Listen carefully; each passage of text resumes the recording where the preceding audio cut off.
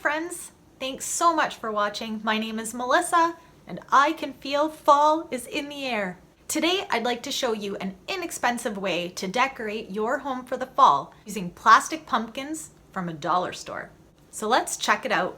So first I went to the local dollar store and I got different types of pumpkins. They're just the plastic type. I have small ones, I have larger ones. You can tell that they're different colors, but we won't have to worry about that part. The next step is the tedious task of taping up all of the stems with painter's tape.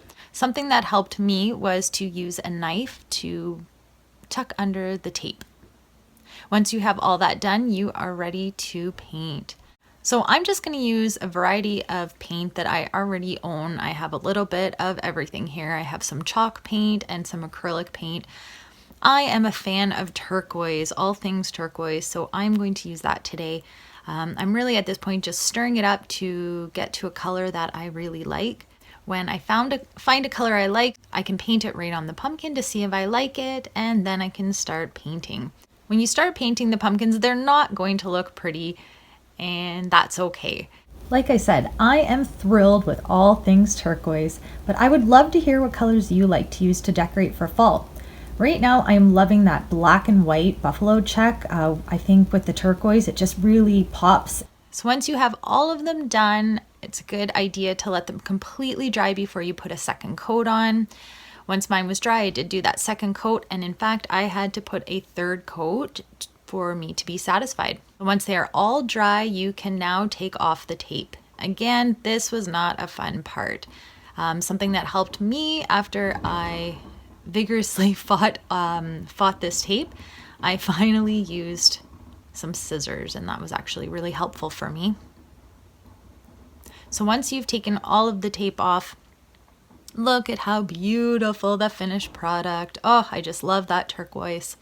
So what I'm going to do is I am going to put some letters on these pumpkins. So I'm going to start with some just white acrylic paint, and I have a sponge applicator to use with my stencil. So there's different types of stencils. I have individual, different fonts. You can even use the sheet of stencils. It really is whatever your preference, as long as it actually fits the pumpkin as it does here. So I want to make sure that there's not too much paint on my applicator so that I don't have it running onto the pumpkin. And I'm going to start with the letter F. As you can see, it does not transfer very well on a surface that is not flat, but we're going to try it anyways, and I'm going to give myself a big fat F for that.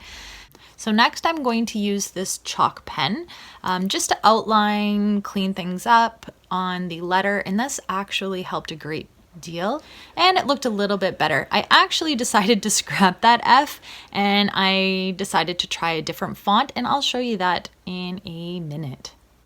So this time I decided to use a stencil sheet, and I decided to scrap the whole acrylic paint altogether and just went with the chalk pen. And I traced it right over, and as you can see, it really backfired for me. So next I decided to just freestyle it and do it by hand. I am a lefty, I am not a neat writer, and this actually worked out pretty well for me using the chalk pen. Yeah, I was actually pretty impressed with that. So next I decided to continue with the chalk pen. I had good luck with that, but I decided to use the stencil just to help form my letter. That actually helped me out. I was able to use the chalk pen just to outline it, outline that L, make it a little bit neater, make it a little bit thicker and brighter. And of course, if you run into mistakes like I did here, you can just use some of the paint color of the pumpkin and clean it up as if it never happened. So what I decided to use next was an actual pencil and just trace out my letter of choice, and I'm trying a different version of an F. The pencil actually worked out really well for me because you can erase it. It's nice to be able to erase your mistakes. And I just outlined the F with my trusty chalk pen, and it worked out nicely for me. A word of advice would be to let those layers dry in between coats so that the white can go on a little bit more vibrant.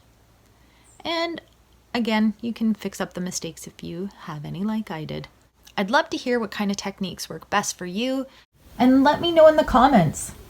So when I was all done with all of my letters, I went to my local craft store and I picked up some fall type branches that I could use with my arrangement, and I spelled the word fall.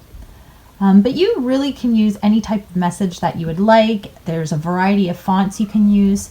I use 2 different kinds of fonts for mine, but the message can really be individualized. So just with the remaining pumpkins that I had, I chose to put some in this jar so that I can place in my kitchen as decoration for the fall.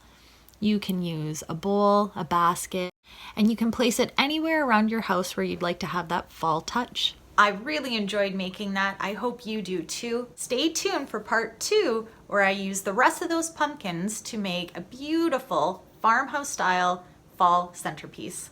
If you like this video and like to see more, please consider subscribing.